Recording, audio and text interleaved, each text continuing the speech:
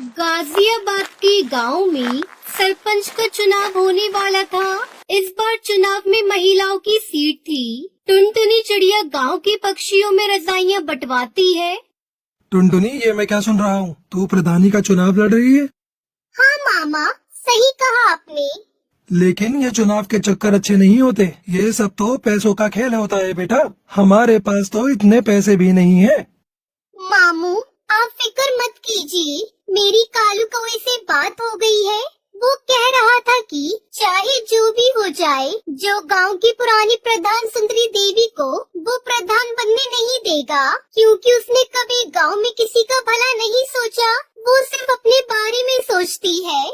बात तो तू सही कह रही है। वह जब से प्रधान बनी है, उसने आज तक किसी भी जंगल वाले की कोई मदद नहीं की। बस अपनी कोठी गाड़ियाँ यही बनाती गई है। लेकिन एक बात बता, हम पैसे कहाँ से लाएंगे? मामू, आप फिक्र मत कीजिए। कालू ने कहा है कि मुझे बस चुनाव में खड़ा होना है और आगे जाकर एक अच्छी प्रधान बनना है। बाकी सारे पैसे तो वही लगाएगा। अगर ऐसी बात है तो ठीक है, तू जरूर लड़। बस हमारे घर की इज्जत का ध्यान रखना बेटा, क्योंकि तेरे माँ बाप ने जाते समय तुझे मेरे ही हाथों में सौंपा था। आप बिल्कुल फिक्र मत कीजिए, मैं कोई गलत काम नहीं करूँगी। दूसरी तरफ कालू अपने दोस्त जग्गू कालिया के साथ खेतों में सोया होता है और वो नींद में बड़बड़ाता है। टुनटुनी प्रधान जिंदाबाद, टुनटुनी प्रधान जिंदाबाद। मामू देखो, मैंने कहा था ना, अब आप मेरा टुनटुनी से निकाह कर दीजिए। गुरुजी, आपको लगता है टुनटुनी से निकाह करना इतना आसान है? क्या उसका मामू इतनी आसानी से होने देगा? टुनटुनी प्रधानी जीतेगी और मैं तुरंत उसके मामू से टुनटुनी का हाथ मांग लूंगा। तो गुरुजी, हमें इसके लिए पूरी मेहनत करनी होगी।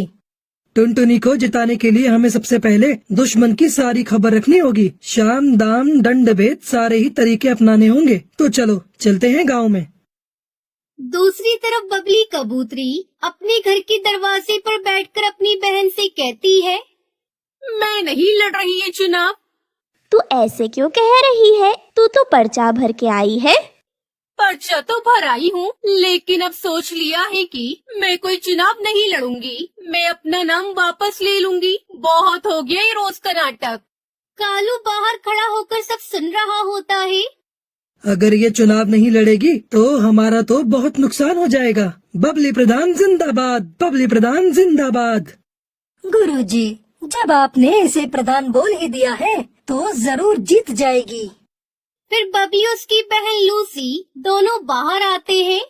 अरे मैं नहीं लड़ रही चुनाव, हमारे घर में तो रोज की लड़ाई है। मुझे एक बाबा ने बताया है कि बबली के घर में प्रधानी जानी चाहिए, और तू ये सोचती है कि प्रधान बन जाएगी तो घर का काम कौन करेगा? अच्छा तो ये बात है, लेकिन अगर मैं चुनाव में हार गई तो ना घर की रहूंगी ना घाट की।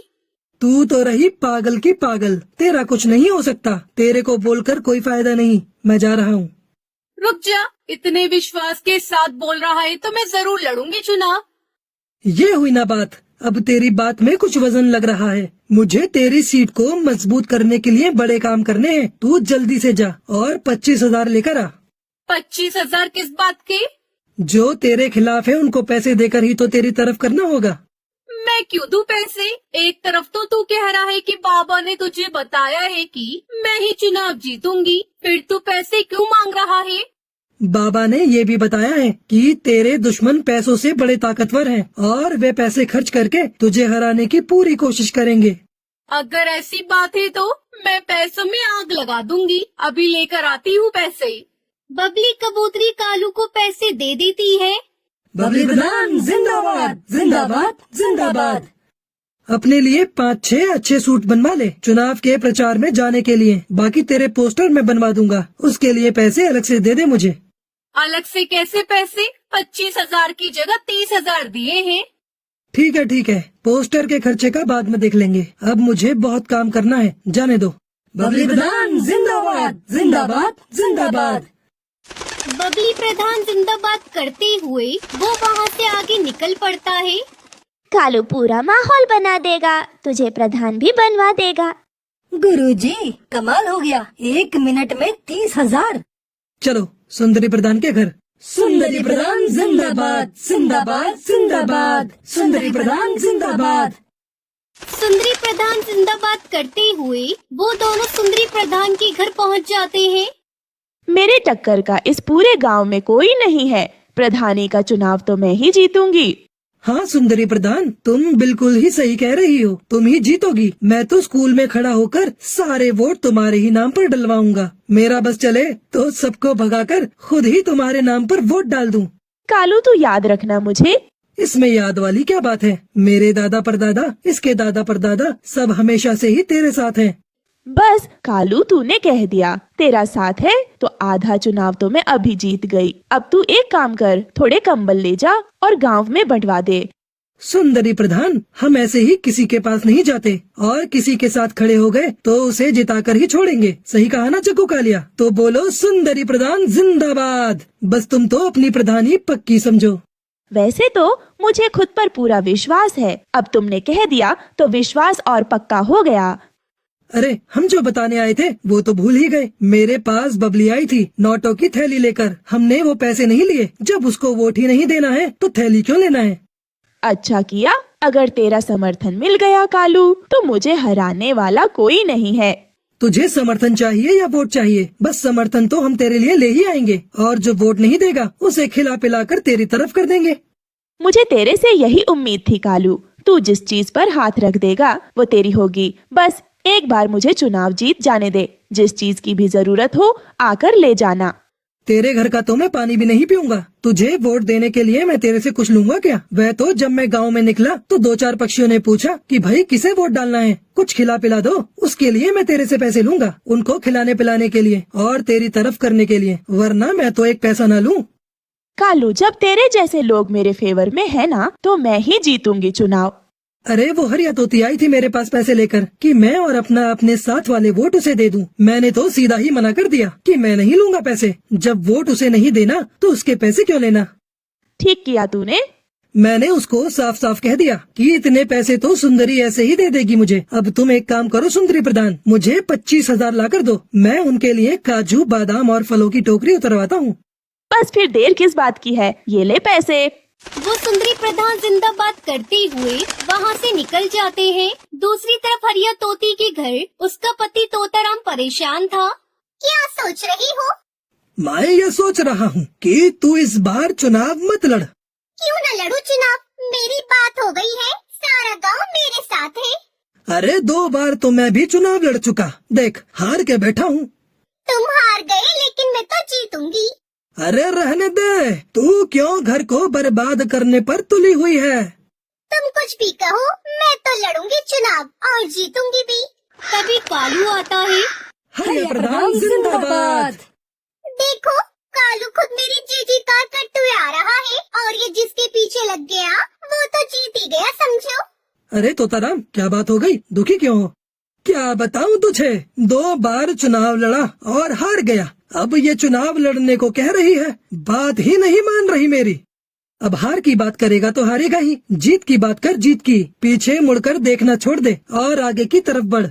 कौन समझाए? ये तो पुरानी बात पकड़ कर ही बैठे हैं। मैंने कहा जिसके साथ कालू हो उसकी तो जीत ही होगी। अब तुम्हें क्या बताऊं, 3 बार आ गए मेरे घर पर 30,000 40,000 लेकर। कह रहे थे कि तुम बस चुनाव जितवा दो, पैसे चाहे कितने भी लग जाएं। तूने किसी को हाँ तो नहीं करी? ऐसे कैसे हाँ कर देता? ऐसी गालियाँ दी, अगर तू सुनती तो तेरे कानों से खून आ जाता। बिल्कुल सही किया तूने। मैंने तो बोल दिया कि तू 30 लेकर आई है, 40 तो हरिया मुझे ऐसे ही दे देगी। इतने पैसे तो नहीं दे पाऊंगी। कितने पैसे दे पाएगी?